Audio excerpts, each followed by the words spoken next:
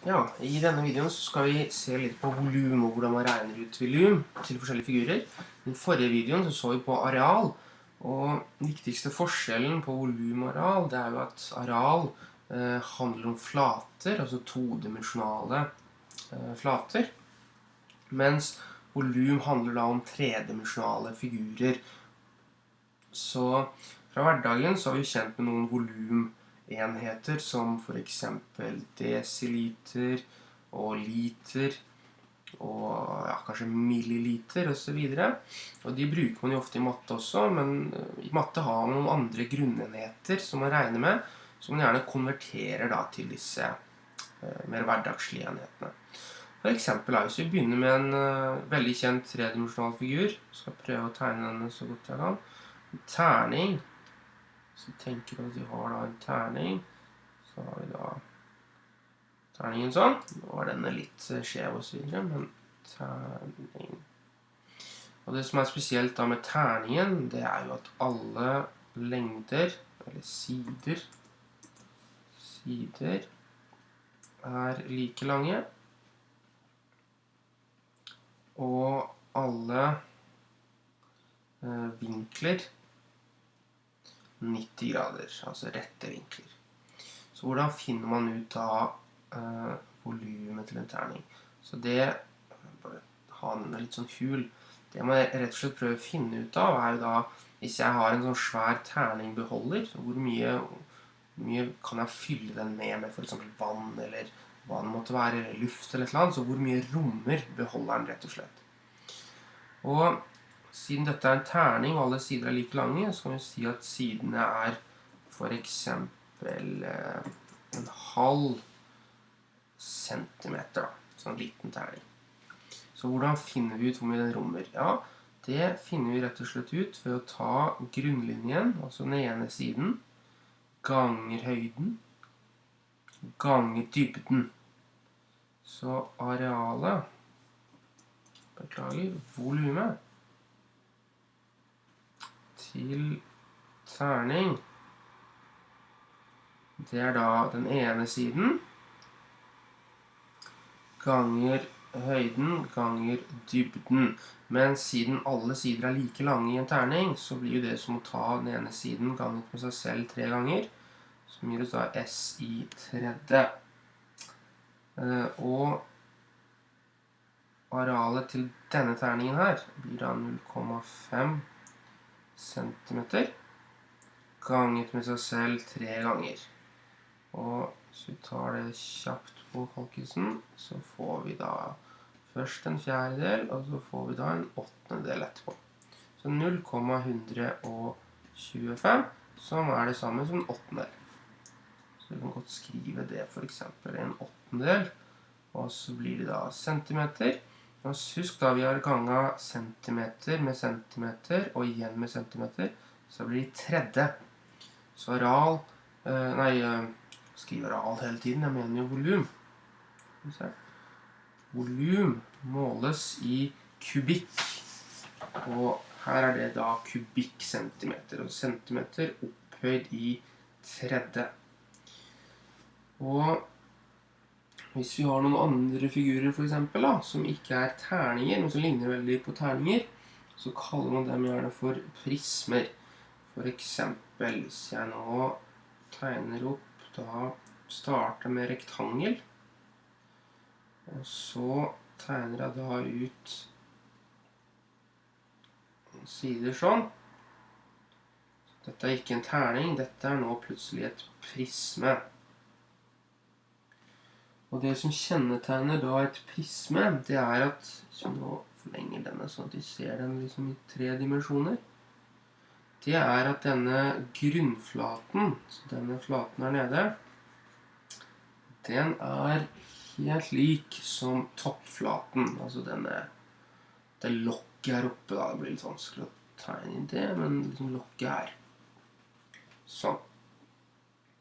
Så vi har da grunnflaten,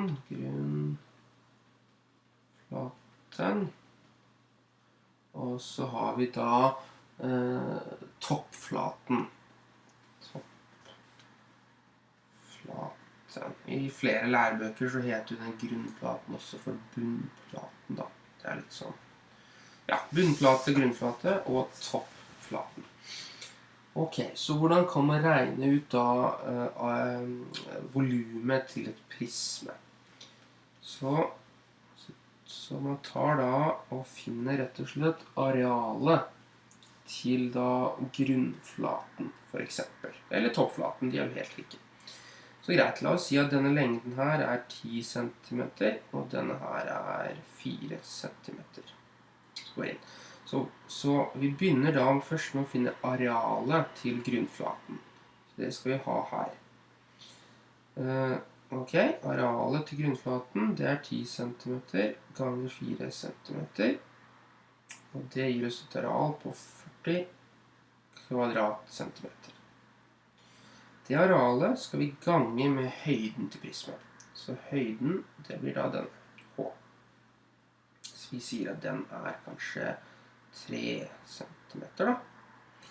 Så A ganger H. Så dette gir oss et volum på 40 kvadratcentimeter ganger 3 centimeter som er høyden. Og hvis vi tar da centimeter ganger centimeter, så får vi kubikkcentimeter, og 40 ganger 3 det gir oss 120 kubikkcentimeter. Så det er arealet til et prisme. Og dette her, det er da et firkantet prisme, siden alle disse vinklene er 90 grader, selv om de ikke ser ut som de er 90 grader, siden det er tegnet på en måte, forsøkt tegnet i 3 dimensjoner, så er alle vinklene her 90 grader. Men vi har andre typer prismer også. Vi har jo for eksempel trekantet prisme. Prøv å tegne inn det her. For eksempel, så vi drar den sånn, og så har vi da rette linjer som går opp. Og så har vi da en ny trekant der oppe. Det blir nok litt rart tegnet, men jeg tror dere skjønner hva jeg mener. Sånn her. Så vi har da et trekantet prisme. De to trekantene som danner da bunnflaten og toppflaten, de er helt like. Så hvilken farge var det brukt i sted? Blå på topp. Så denne flaten her og denne flaten her nede, de er helt like. Så her, når vi har et trekantet prisme, så er det egentlig samme formel for å regne ut volum. Så volumet er da arealet til grunnflaten ganget med høyden. Så vi finner først ut arealet til grunnflaten. Så si at vi har da 5 cm på da lengden i trekanten, og da høyden i trekanten, eller da dybden blir det her da, si at den er 4 cm. Så arealet til da trekanten, som er bunnflaten, det er da 5 ganger 4, og når vi skal regne ut arealet til trekanter, så må vi dele det på 2. Så 5 ganger 4, det er 20, delt på 2, det gir oss 10 kvadratcentimeter. Og hvis da for eksempel høyden er 8 centimeter, så vil volumet bli 10 centimeter, altså kvadrat, ganger med 8 vanlige centimeter, ikke kvadrat der, som gir oss da 80 kubikkcentimeter. Så det er da et trekantet prisme da, trekantet prisme, mens vi for eksempel hadde firkantet prisme. Ok, en annen prisme som har et helt annet navn egentlig, men som i og for seg er et ganske så vanlig prisme, det er da det man kaller sylinderen. Og sylinderen, det får vi, jeg tror jeg skal prøve å tegne den for hånd. Det får vi hvis vi har da 2 sirkler. Så har jeg en sirkel her nede, og så har vi da 2 linjer som går opp, og så har vi da en ny sirkel her oppe. De skal være helt rette og like lange og så videre. 2 sirkler, 2 helt like sirkler, som topp og bunn. Så topp og bunn. Og så har vi da en høyde selvfølgelig. Vi Der, høyde. Så her har vi da sylinder. Da prisme med da sirkulære topp- og bunnflater. Så samme gjelder her når vi skal regne ut areal, eller volum, så blir det da arealet av topp- eller bunnflaten ganger med høyde. Arealet til topp- eller bunnflaten her må vi regne ut som da arealet til en sirkel. Så vi må finne radiusen, og hvis vi for eksempel sier at radiusen er 3 centimeter. Og det er da pi ganger 3 centimeter i an, som blir det arealet. Så vi tar da kalkulatoren fram, så får vi pi ganger 3 i an, det gir oss 28,27.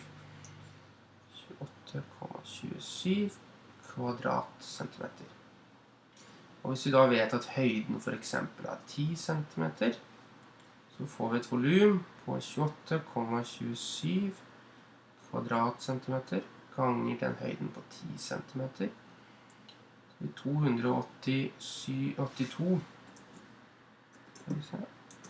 82,7 kubikkcentimeter som areal. Det er liksom volumet, nei, som volum, beklager, jeg sier areal hele tiden, men jeg mener volum. Som volumet da til denne, ja, dette indre rommet på cylinderen. Så det er litt sånn hvordan man måler for cylinder, og så har man en del andre figurer man kanskje møter, som man bør kjenne til formler for volum for. Vi har for eksempel ting som pyramide og kjegle og kule, blant annet, som vi bør kjenne hvordan man regner ut volumet for. For eksempel da, pyramide. Og her har vi også litt forskjellige pyramider. Vi har pyramider der grunnflaten er en firkant. Så har vi pyramider der grunnflaten er en trekant. Så skal jeg gjøre et forsøk på å tegne opp dette her da. Hvis vi har da... Nei, jeg tar en tripp her kanskje. Vi har da en flate her. Jeg kanskje har litt skarpere vinkler på den. Så vi har da en flate. Og så har vi da et eller annet punkt der oppe, som alle disse her dra linjer, alle disse linjene møtes i da. Så da har vi en slags pyramide, der grunnflaten er da en firkant. Så hvordan finne da volumet til det? Ja, igjen så baserer vi oss da på denne grunnflaten. Skal vi se, grunnflaten her. Vi skal først finne arealet til den, og så skal vi også ha med høyden til da pyramiden. Så høyden. Og volumet blir da arealet av grunnflaten ganger med høyden, men siden dette er en pyramide, så må vi ikke ta med alt det. Vi skal gange det med en tredjedel. Så vi kan skrive det som arealet av grunnlinjen ganger høyden delt på 3. Hadde vi bare tatt arealet ganger med høyden, så hadde vi liksom fått volumet til på en måte et firkantet prisme, og ikke en pyramide, ikke sant? Det vil vi ikke ha, vi vil bare ha volumet til pyramiden. Ok, så si at vi har da en 5 cm lang side og en 6 cm lang side, og da en høyde på 7 cm. Så volumet blir da arealet av da grunnflaten, som er 5 cm ganger 6 cm, skal ganges med høyden, som er 7 cm, og det hele skal deles på 3. Vi ser hva vi får ut fra det. Så vi har da 5 ganger 6 ganger 7, og det hele skal deles på 3, 70. 70 kubikkcentimeter. Så det er volumet til pyramiden. Og pyramider kan også komme i andre former, for eksempel da med trekantet grunnflate. Hvis vi da lager oss en trekant, skal vi se.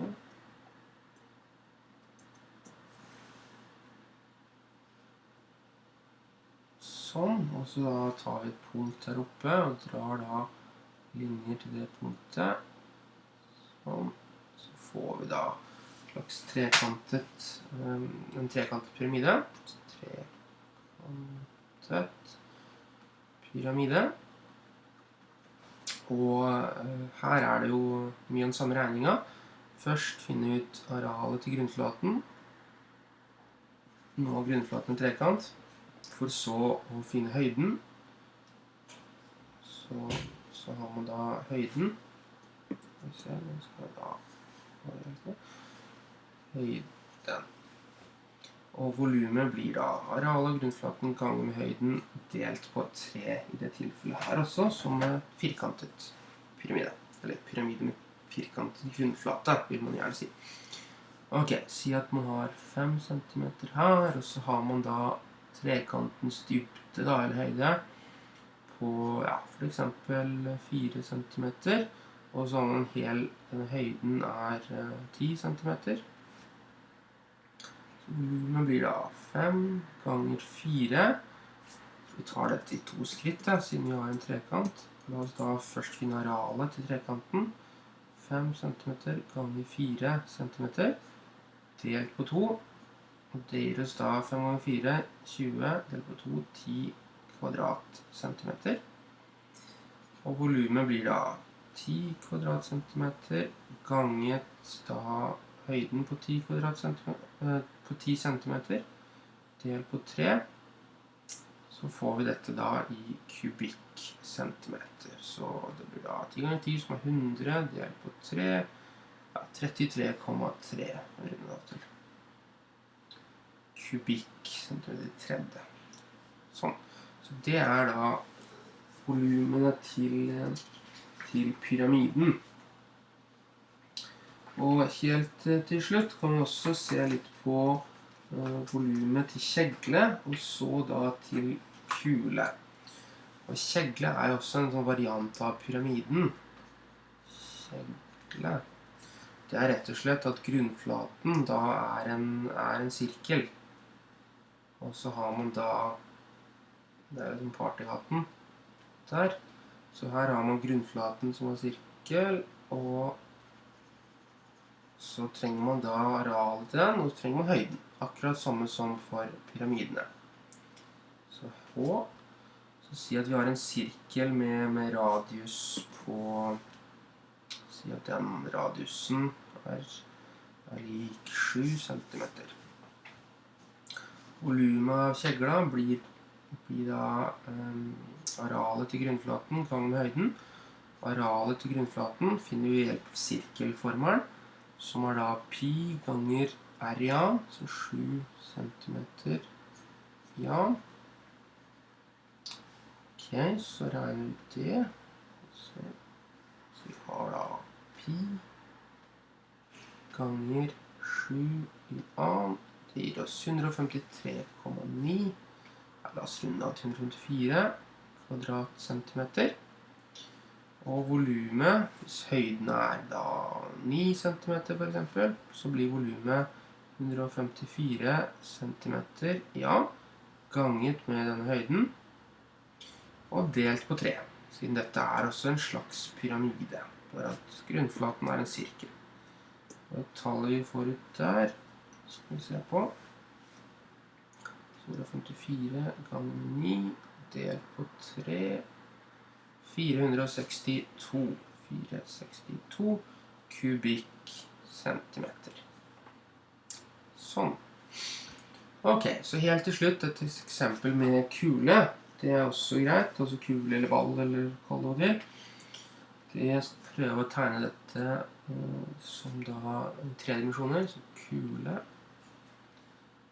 Så vi har da en sirkel, da skal vi tenke oss den, så har vi da sånn her, så her er vi kula.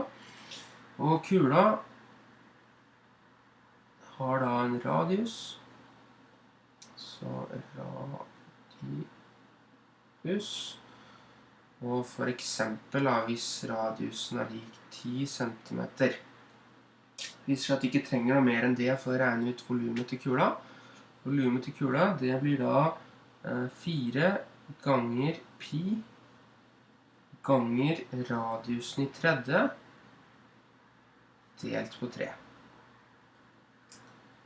Ok, så vi har da V er lik 4 ganger pi, og vår radius var 10 da, 10 kubikkcentimeter. Nei, 10 centimeter i tredje. Deler det på 3, så får vi da ut volumet av kula. 4 ganger pi ganger 10 opphøyd i tredje, delt på 3, det gir oss 4188. 4188 kubikkcentimeter. Så det skal være 3 tall der. Så er det dobbeltsjekken i regningen. Den skal jo stemme. 4 ganger pi ganger 10 tredje, som er det samme som 1000. Del på 3. Ja, det stemmer. Sånn, så det er volumet til en kule.